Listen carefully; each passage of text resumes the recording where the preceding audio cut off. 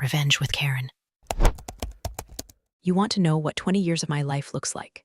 It looks like a spaghetti bowl of copper wire, 3,000 gallons of dielectric oil, and a constant, low-frequency hum that vibrates in your molars even when you're sleeping. I'm Janet. I don't have a fancy title that fits on a LinkedIn bio without looking like a scramble of acronyms, but for 2 decades, been the industrial power systems engineer for a Midwestern metals plant that chews up electricity like a starving dog eats ribeyes. I'm the reason the lights don't flicker when the arc furnaces kick on. I'm the reason the main transformer didn't turn into a jagged crater during the ice storm of 18. I'm the quiet spine of this place. The guys on the floor, big, bearded dudes with welding scars and backs that click when they stand up, don't call maintenance when the hum changes pitch. They call me. They know that if Janet is walking slowly with a cup of black coffee, the world is turning. If Janet is running, you better find a concrete wall and pray to whatever god you ignored last Sunday. Speaking of ignoring things, if you're into stories about corporate idiots getting chemically castrated by their own hubris, do me a solid and hit that subscribe button and slap the like. It fuels my caffeine addiction and keeps the stories coming. Seriously, 95% of you are lurking in the shadows like a raccoon in a dumpster. Join the crew. Now, back to the impending disaster. The factory isn't just a building to me, it's a beast. A living, breathing, cranky beast that needs to be fed exactly 13.8 kilovolts, or it throws a tantrum that costs 6 figures a minute. I know its moods. I know that switchgear B gets sticky when the humidity drops below 40%, and I know that the backup generator has a 2-second lag that terrifies the accountants, but is perfectly safe if you manually feather the load distribution. Then there's Eric. Eric is the founder's son. He's 32, wears suits that cost more than my truck, and has a smile that looks like it was calibrated by a marketing team. He took over operations 6 months ago when his dad, old man, finally decided his heart couldn't take the stress and semi-retired to a golf course in Florida where the sand traps are probably imported. Eric doesn't know a volt from a vulture. He thinks efficiency is something you buy in a software package. He walks around the plant with a glossy notebook, frowning at things he doesn't understand, which is basically everything that isn't a vending machine.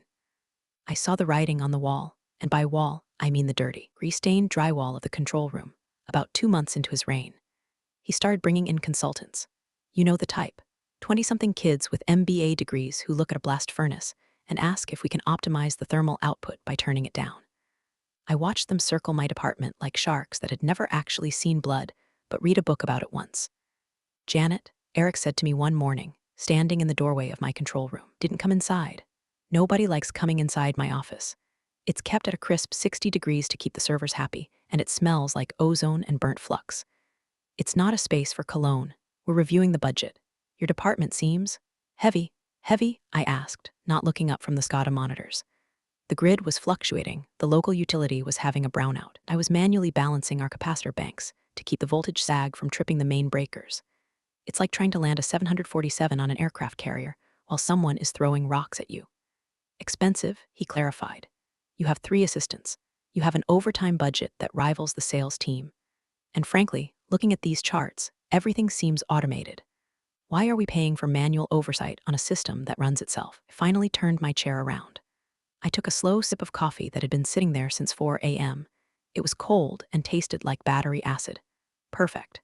Eric, I said, using his name without the mister, because I changed his diapers metaphorically when he was interning here at 18. The system runs itself the way a grenade flies itself. It works great until it lands. Those automated systems are 20 years old. Logic controllers are held together by patches I wrote in code that doesn't even exist anymore. You're paying for the fact that when the grid spikes, I know which breaker to sacrifice so the whole plant doesn't go dark. He smirked. That damn pearly white smirk. That sounds like job security jargon to me, Janet. We're modernizing. We need lean operations. Synergy. I hate the word synergy. It usually means someone is about to lose their health insurance. Cut my budget, you cut your safety net, I said flatly. The smelters. You know what happens if the smelters lose power for more than 15 minutes? We have backups, he waved a hand dismissively. The backups take 12 minutes to synchronize without manual override because the phase converters are drifting. That leaves you a 3-minute window. If you miss it, the metal in those pots turns into a 10-ton brick. You have to jackhammer it out. It takes months. It costs millions. Being dramatic, he sighed, checking his Rolex. Justify your existence on paper, Janet. I need a report by Friday. I wrote the report. It was 40 pages of technical density that detailed every catastrophe I'd averted in the last fiscal quarter alone. I listed the thermal runaway I stopped in May, the harmonic distortion event in June that would have fried every computer in the admin building if I hadn't isolated the ground loop. I laid it out like an autopsy of a disaster that never happened. But I knew he wouldn't read it. Eric didn't read. He skimmed. He looked for bold numbers and bottom lines. And my bottom line was a salary that reflected 20 years of being the only person who knew where the bodies were buried, or rather, where the high-voltage cables were spliced. The atmosphere in the plant shifted over the next few weeks. My guys, the maintenance crew, the shift supervisors, they sensed it. Stopped making eye contact. It's a specific kind of silence that falls over a factory when layoffs are looming. It's heavier than the machinery. Even the turbines seemed to whine a little louder, like they were nervous. I kept doing my job. I kept the beast fed. I smoothed out the spikes. I drank my coffee. But I also started cleaning out my hard drive. Not the company files, I'm a professional mostly, but my personal notes. The cheat sheets, little text files where I'd written down the idiosyncrasies of the system. Turbine 3 vibrates at 60 Hc, dampened to 58 Hc. Feeder 4 runs hot. Ignore the alarm until it hits 90 C. The main breaker handle needs to be jiggled to the left or it won't engage. Tiny, crucial details. The knowledge that lives in the fingertips, not the manual. I deleted them one by one. If I was heavy, I figured I should shed some weight. Yesterday morning, the summon came. A calendar invite titled Restructuring Discussion. No agenda attached. Just Eric, me, and the HR director, a woman named Linda who always looked like she was smelling something mildly unpleasant. I put on my best flannel shirt, clean, pressed, still smelled like fabric softener, and my cleanest pair of work boots. I walked through the factory floor on my way to the admin block. I touched the cold steel of a support pillar as I passed. A goodbye, Pat. The guys nodded at me. Morning, Janet. How's she running, Janet? She's running hot, boys, I said. Keep an eye on the gauges. They didn't know, but I knew. I could feel the electricity in the air, static and sharp. The storm wasn't outside this time. It was sitting in a glass-walled conference room, wearing a three-piece suit and thinking he was a god because he knew how to read a spreadsheet. I walked into that office with the calm of a woman who has handled 480-volt arcs without flinching. I sat down. Eric didn't look up from his papers. Linda gave me a tight, pained smile. So I said, crossing my arms over my chest, let's talk about synergy. The air conditioner in the room hummed. It was a cheap, rattling sound. I knew exactly which fan belt was loose. I could have fixed it in 5 minutes with a screwdriver and a piece of rubber. As I looked at Eric, finally raising his eyes with that bored, arrogant glaze, I decided the noise was fitting. It was the sound of things falling apart, and I was about to be the one pulling the pin. The conference room wasn't empty. That was the first violation of the unwritten code. You fire someone like me, someone who has been part of the foundation since the concrete was wet. You do it in private. You do it with a handshake and a lie about going in a different direction. Don't do it in front of an audience. But Eric, in his infinite wisdom, had turned this into a spectator sport. Sitting around the long mahogany table were the department heads, sales, logistics, HR, and 3 of those fresh-faced efficiency consultants who looked like they were barely out of puberty. They were tapping away on tablets, probably calculating how much money they'd save on coffee filters if they fired the janitors. When I walked in, the typing stopped. Silence was thick, sticky, and smelled of cheap cologne and fear. Janet, have a seat, Eric said, gesturing to the chair at the far end of the table. He was at the head, naturally, flanked by a projector screen displaying a graph with a red line plummeting like a stone. The title of the slide was Legacy Costs and Operational Drag. I remained standing. I prefer to stand, Eric. My knees lock up if I sit in cheap chairs for too long. A nervous titter ran through the room. Linda from HR looked like she wanted to swallow her own tongue. Eric's smile tightened, the edges cracking just a bit. Suit yourself, he said, tapping a key on his laptop. The slide changed. It was a breakdown of my salary, my benefits, and the overtime costs of my team. It was projected there in 4K resolution for everyone to see. It was a gross violation of privacy, but Eric didn't care about privacy. He cared about dominance. As you can see, Eric began, addressing the room rather than me, the engineering oversight department is bleeding us. We're paying a premium for manual intervention in an age of automation. I've had the consultants run a full audit. Their conclusion: the current grid management can be handled by our existing SCADA software with a simple remote monitoring contract. He looked at me then, eyes gleaming with the triumph of a man who thinks he's just slain a dragon. Really, he's just kicked a sleeping bear. Janet, effective immediately, your position is being eliminated. We're moving to a cloud-based monitoring solution. Cloud-based, I repeated, the words tasting like ash. You're going to run a 40-year-old heavy metals plant from the cloud. What happens when the internet goes down, Eric? What happens when the latency hits 500 milliseconds and the phase synchronization drifts? That's what the redundancy protocols are for. One of the consultants piped up. He had a squeaky voice and a tie that was too wide. The algorithm handles the latency. I laughed. It wasn't a nice laugh. It was a dry, hacking sound that came from the back of my throat, where the cigarette smoke usually lives. The algorithm? Kid, the algorithm doesn't know that the number 4 smelter has a hairline fracture in the induction coil that creates a harmonic feedback loop every time the weather gets cold. Algorithm doesn't know you have to ramp up the voltage slowly on Tuesdays because the utility does a grid switch that causes a transient spike. That sounds like anecdotal evidence. Eric cut in, his voice sharp. We operate on data, Janet, not folklore. Folklore? I took a step toward the table. The logistics manager actually flinched. I've kept this place from burning to the ground 3 times in the last year. You call it folklore, I call it physics. Fire me, you lose the translator. The machinery doesn't speak English, Eric. It speaks voltage, and right now it's screaming. Enough, Eric slammed his hand on the table. It was a theatrical gesture practiced in a mirror. This isn't a debate, it's a notification. You're done? Your access acts are revoked as of now. He checked his watch. Security will escort you out. He threw a packet of papers across the polished wood. It slid and stopped inches from my hand. Standard severance. 2 weeks' pay for every year served, provided you sign the NDA and non-disparagement agreement. I looked at the packet. Then I looked at Eric. I didn't feel sad. I didn't feel the crushing weight of unemployment or the panic of a mortgage. I felt a sudden, icy clarity. It was the same feeling I got when a breaker blew, the immediate assessment of damage, the calculation of the fix. Only this time, I wasn't going to fix it. You think I'm expensive? Asked, my voice dropping to a low, steady rumble.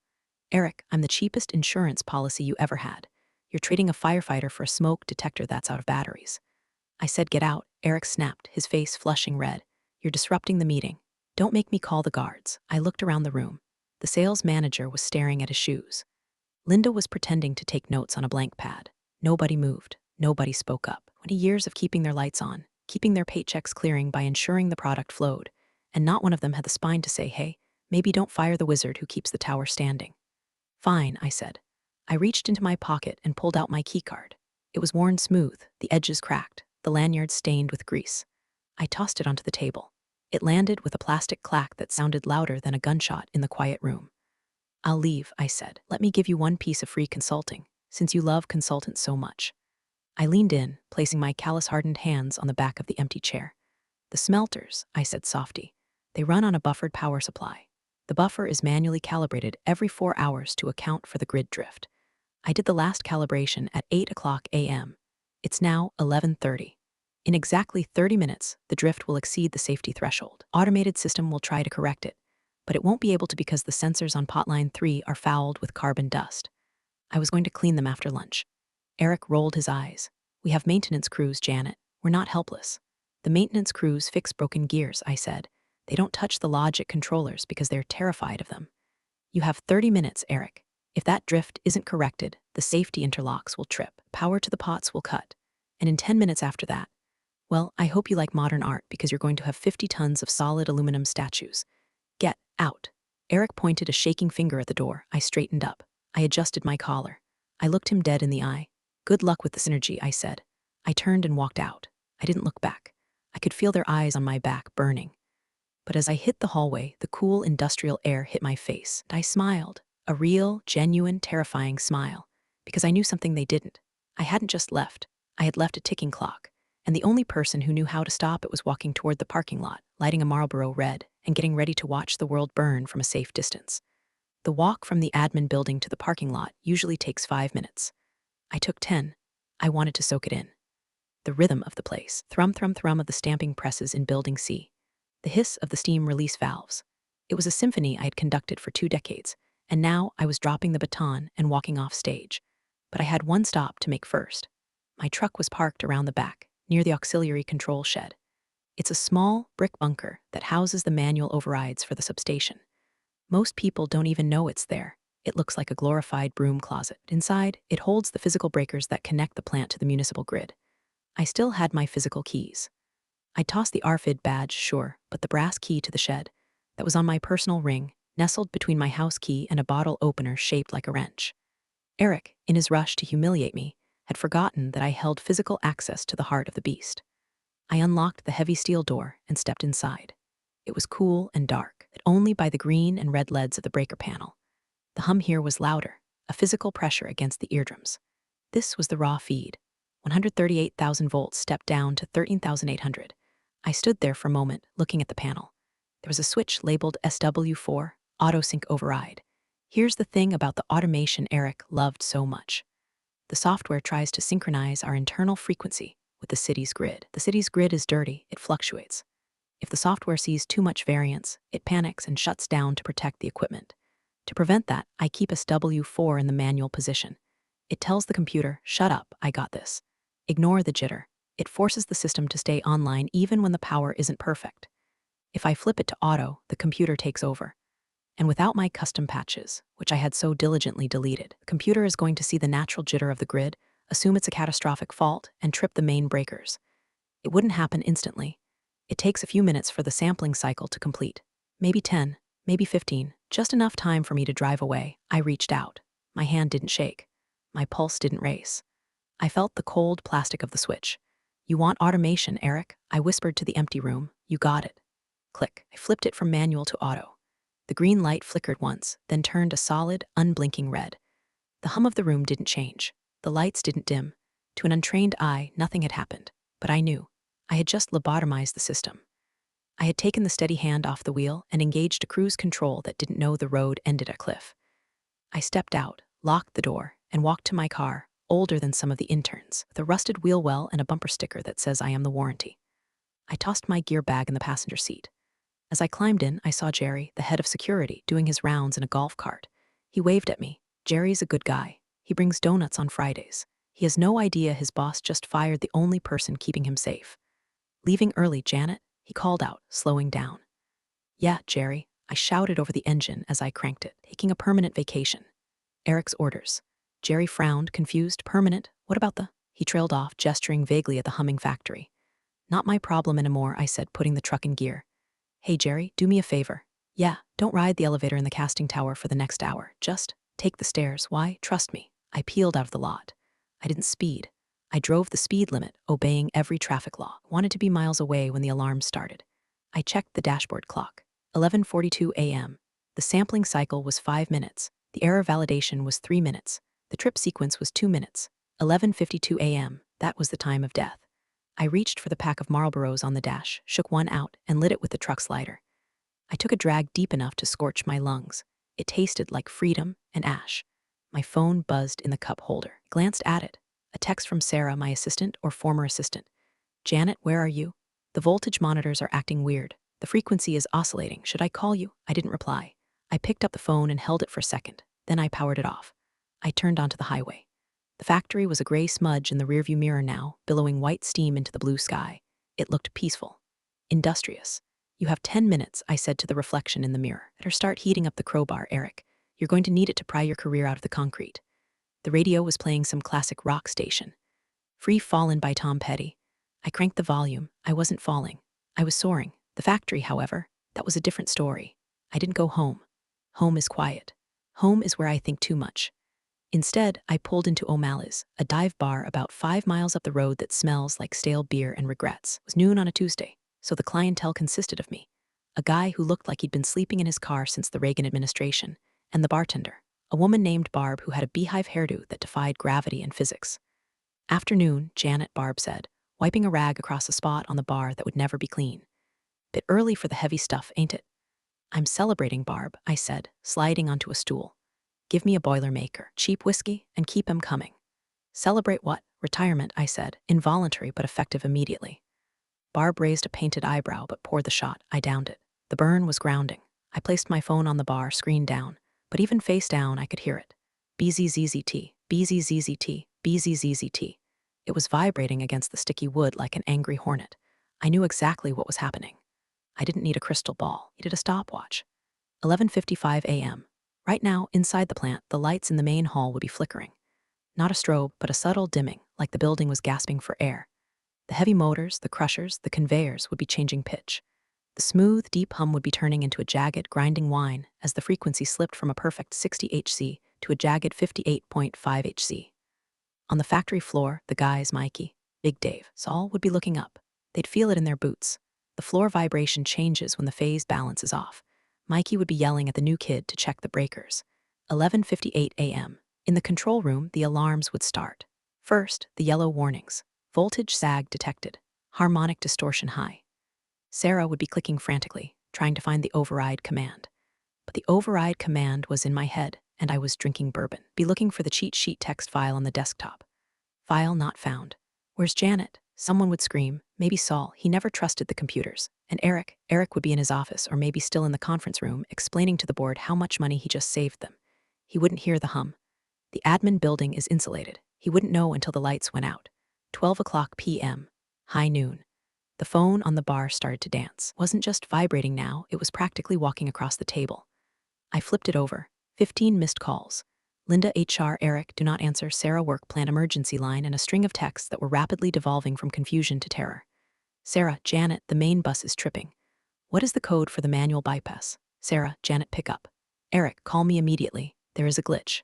Eric, the system is crashing. Fix it. Eric, answer the damn phone or I will sue you. I chuckled. Sue me, I muttered, nursing my beer. Good luck serving papers to a ghost. The real horror wasn't the lights going out. That's an inconvenience. The horror was the smelters. The aluminum smelting pots are giant, ceramic-lined bathtubs filled with molten cryolite and dissolved alumina. They run at 960 degrees Celsius. They are kept liquid by the massive electrical current passing through them. It's a delicate, violent balance. When the power cuts, the clock starts. At 5 minutes without power, the magnetic fields collapse. The molten metal stops churning, it settles. At 20 minutes, the crust starts to form on top. Like skin on a pudding, but this pudding is 900 degrees and hard as rock. At 2 hours, the pot freezes solid. A frozen pot is a dead pot. You can't just melt it again.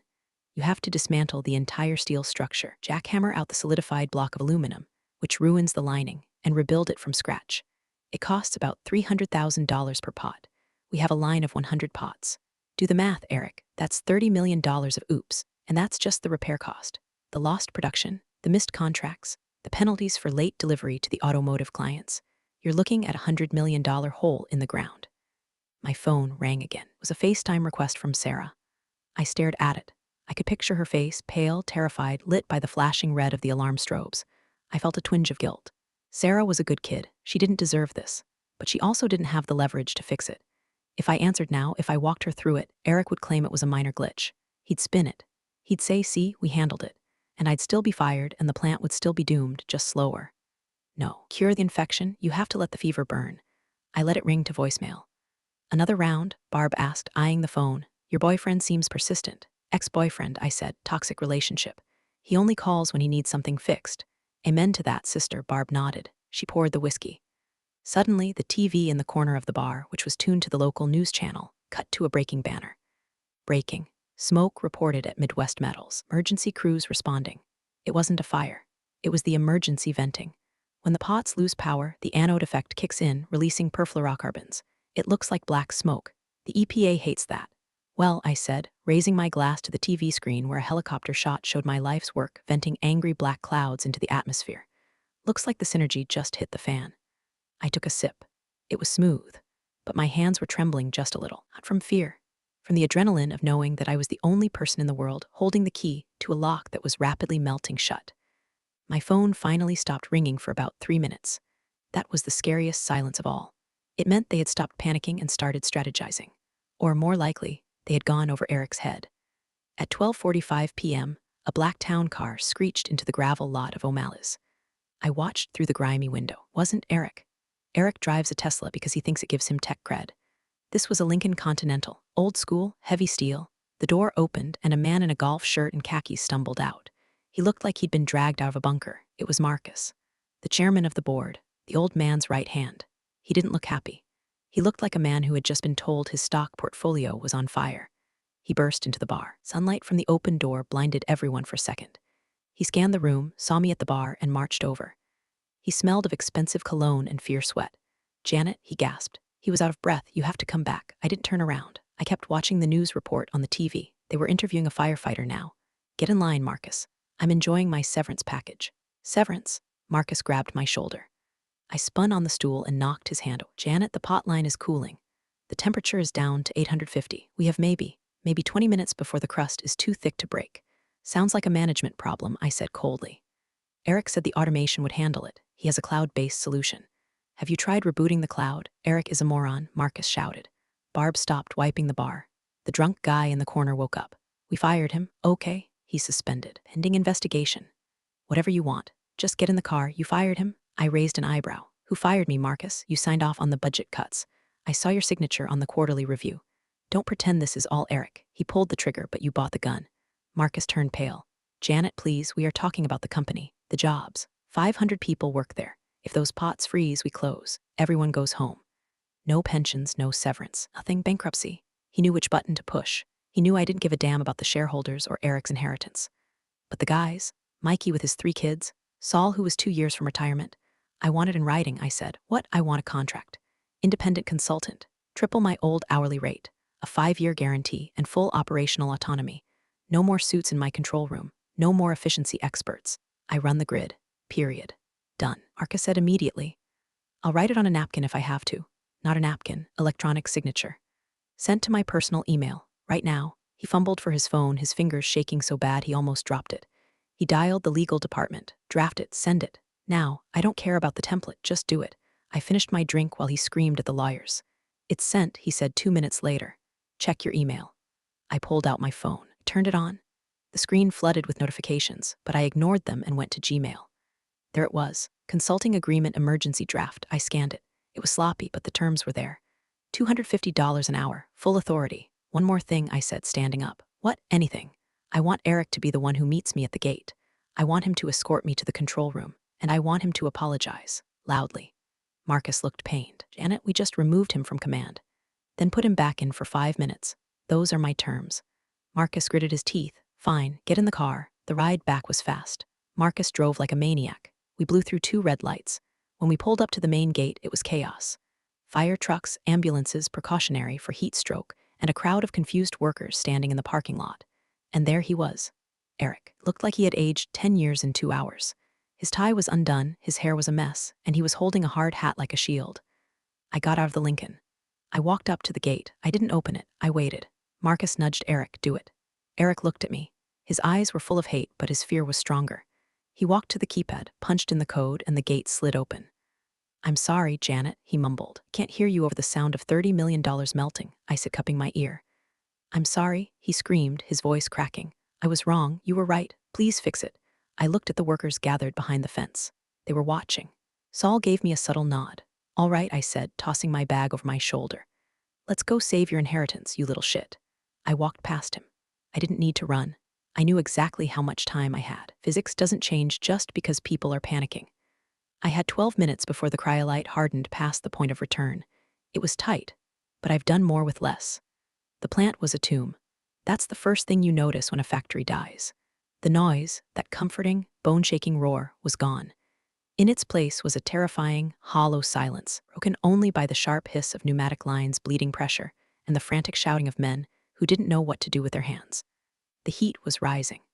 Without the exhaust fans running at full capacity, the thermal load from the pots was pooling in the ceiling, pushing down like a heavy, suffocating blanket. It smelled of sulfur and hot metal. I walked through the casting floor. The emergency lights bathed everything in a sickly yellow glow. I saw Big Dave standing by number 4 pot line. He was holding a long steel pike, ready to manually break the crust if he had to. It's a suicide mission. If the crust breaks wrong, molten aluminum can explode outward. Put the pike down, Dave, I called out as I passed. I'm not letting you melt your face off for minimum wage. Dave saw me. His shoulders dropped about 3 inches. Janet, thank God. The readout says we're at 840 degrees. It's getting slushy. I know, give me 5 minutes, don't touch anything. I burst into the control room. It looked like the flight deck of a crashing airliner. Sarah was hunched over the main console, tears streaming down her face, furiously typing commands that I knew were being rejected. 2 of the consultants were standing in the corner, looking at their phones, useless as screen doors on a submarine. Move, I said. I didn't shout. I didn't have to. The authority in my voice cracked the air like a whip. Sarah practically fell out of the chair. Janet, it's locked out. The auto-sync failed, and it tripped the master breaker, and now the logic controller is in a reboot loop because the frequency is unstable. I know, I said, sliding into the chair. It was still warm. I told it to do that. I looked at the screens. It was a sea of red. Zone A, critical fault zone B. Under voltage zone C, disconnected. The main bus voltage was 0. The backup generator was running, but it wasn't connecting to the load because the phase angle was off by 120 degrees. The The system was trying to protect itself from a mismatch that didn't exist anymore, but the logic was trapped in the error state. Eric, I said without looking back. He had followed me in, panting like a dog. Get me a coffee. Black. 2 sugars, are you serious? He sputtered. The plant is dying, and I'm dehydrated. If I pass out, we all lose. Get the coffee. He made a noise of pure frustration but turned and ran to the break room.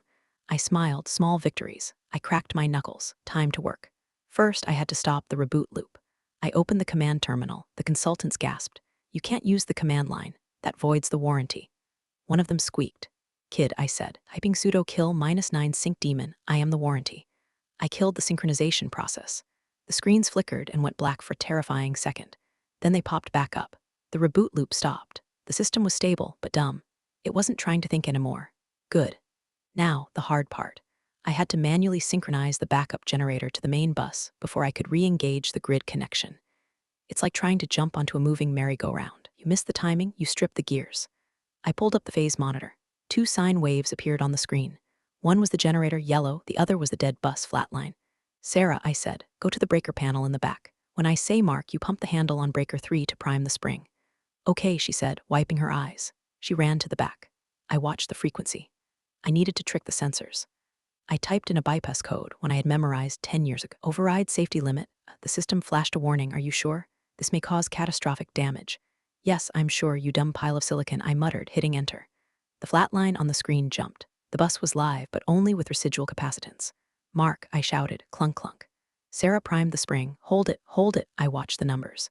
59.8 HC, 59.9 HC, 60.1 HC, needed 60.0.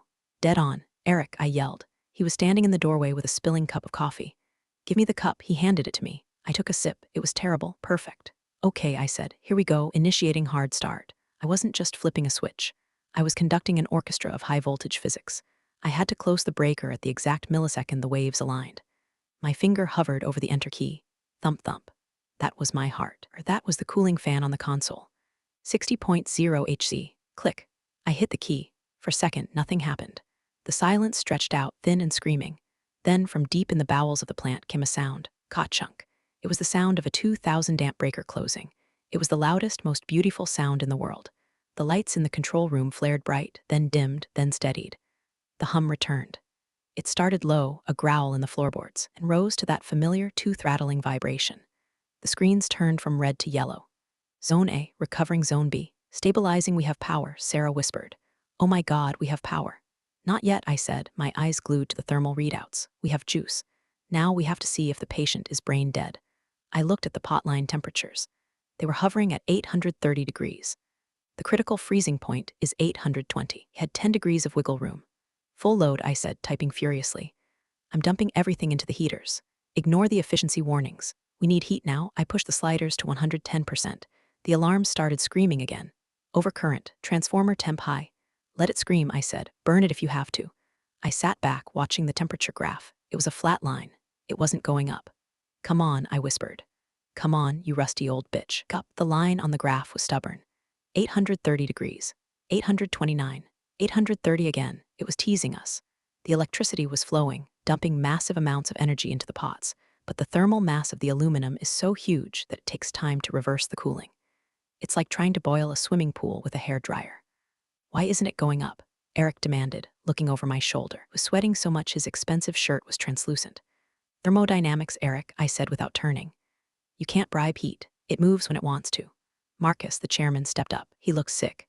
Janet, is it going to hold? Maybe, I said, if the lining didn't crack when it cooled. If it cracked, the molten aluminum will leak out, hit the concrete floor, and explode. We'll know in about 3 minutes. The room went silent again. This was the leverage point. I spun my chair around to face them. While we wait to see if we all blow up, I said, crossing my legs, let's talk about the future. We gave you the contract, Marcus said quickly. The money, the authority, it's done. That's the save your ass contract, I said. Now I want the don't ever try this again clause. I pointed at Eric. He goes. Eric bristled. You can't fire me. My name is on the building. Your daddy's name is on the building, I corrected. Her name is on the termination paperwork for the only engineer who knows how this place works. You're a liability, Eric. You're an operational risk. The insurance premiums alone for keeping you around would bankrupt the company. I looked at Marcus. I want him off the operations floor. Permanently. He can keep his title. He can have an office in the admin block where he can play with his spreadsheets and draw pie charts. but he doesn't touch the grid, doesn't touch personnel, and he absolutely does not talk to me. Marcus looked at Eric. Then he looked at the screen where the temperature was still flatlining. Done, Marcus said. Dad told me Eric started. Dad isn't here. Marcus snapped, losing his composure. And if this plant solidifies, Dad will have a heart attack. You're out, Eric. You're VP of Special Projects. Now shut up. I smiled. It was a mean smile. And one more thing. What? Marcus asked, weary. Consultants. The Synergy boys. I gestured to the corner where the 3 kids were huddling. They're gone, today, and their fee comes out of the marketing budget, not engineering. Fine, whatever, just fix the pots. I turned back to the screen. 831 degrees. It's moving, Sarah gasped. It went up a degree. 832, 835. The curve started to bend upward. The current was biting. The heat was soaking back into the metal. Beast was waking up. My phone pinged. It was a text from Saul on the floor. Crust is breaking.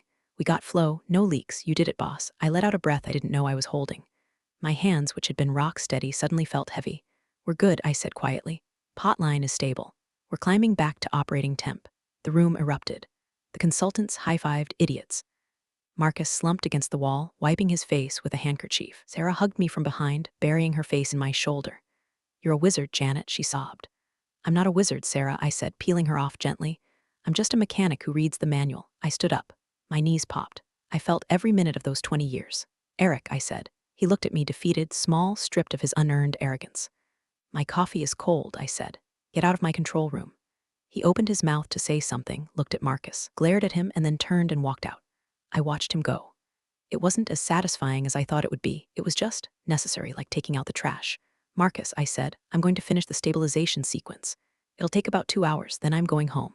I expect that contract to be countersigned and in my inbox by morning. It will be, Marcus promised. Janet? Thank you.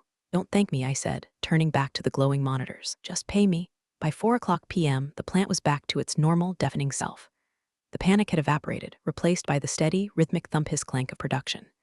The smell of ozone and fear had been scrubbed out by the ventilation fans, replaced by the familiar scents of grease, hot metal, and sweat. I left Sarah in charge of the console. She's better than she thinks she is. She just needs confidence, and went for a walk. I needed to see it. Screens are one thing, reality is another. I walked down the main aisle of the potroom. It's a cathedral of industry. The ceiling is 50 feet high, lost in shadows and girders. The pot lines stretch out for a quarter-mile, glowing with a dull, red heat. The men were working. They were skimming the dross, adjusting the anodes, moving with the practiced efficiency of a pit crew. When they saw me, they stopped. It started with Big Dave. He banged his pike against the steel grating of the walkway. Clang, clang, clang. Then Saul joined in with a wrench on a railing.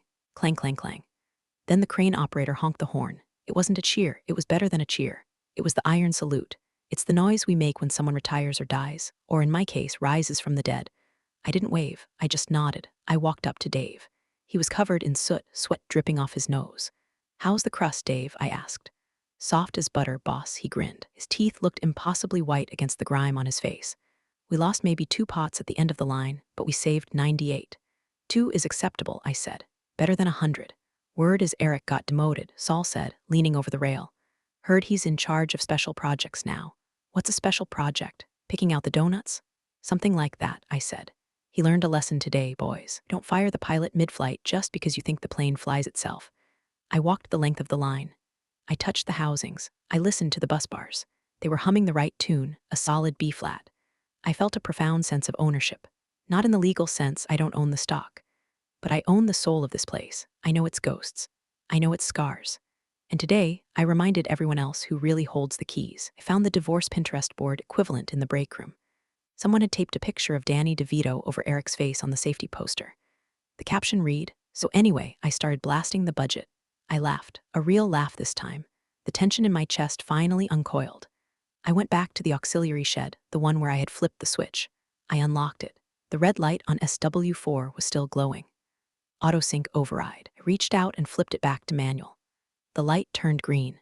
The system was safe again, not because of the automation, but because I was back to watch over it. You're welcome, I whispered to the machine. 2 weeks later, the dust has settled. Or rather, the dust has been reorganized into a more profitable pile. My new contract is framed on my wall. It sits right next to a calendar that features exclusively Danny DeVito memes, a gift from the maintenance crew, making 3 times my old salary. I come in at 9 a.m., I leave at 3 p.m., and nobody says a damn word about it. Eric is still here, technically. He has an office in the basement of the admin building. It used to be a storage closet for archives. They gave him a title, Director of Strategic Vision. It means he gets to stare at the wall and envision a strategy where he isn't a laughingstock. I heard he's trying to launch a podcast about resilient leadership. I subscribed just to downvote it. The efficiency consultants were fired the day after the blackout. Turns out, their cloud solution was just a white-labeled interface for a generic industrial controller that wasn't even rated for our voltage. Linda in HR got early retirement. The new HR director is a former union rep who actually knows the workers' names. I'm sitting in the control room right now.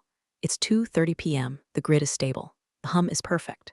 I'm sipping a coffee that Sarah brought me. She's been promoted to junior systems engineer. I'm teaching her the code. I'm teaching her where the bodies are buried, not so she can replace me, but so she can survive me. People ask if I feel bad about what I did, about the risk, about the 10 minutes where the plant almost died. They say, Janet, wasn't that dangerous? Wasn't that reckless? And I look at them, light a metaphorical cigarette because I can't smoke in here officially, and I say, danger is relative. Driving a car is dangerous if you close your eyes. I didn't close my eyes. I just turned off the headlights to show everyone how dark it gets without me. I open my drawer. Inside, next to my multimeter, is a bottle of sriracha. I don't use it for lunch. I keep it there as a reminder. Sometimes you have to add a little heat to make people realize what they're eating is bland bullshit. The plant is alive. The smelters are cooking. The money is printing, and me, I'm just the janitor. I just clean up the messes the smart people make. I put my feet up on the console. On the screen, the voltage line is flat, steady, unwavering. Just like me. Appreciate you sticking around, you wise old rebels.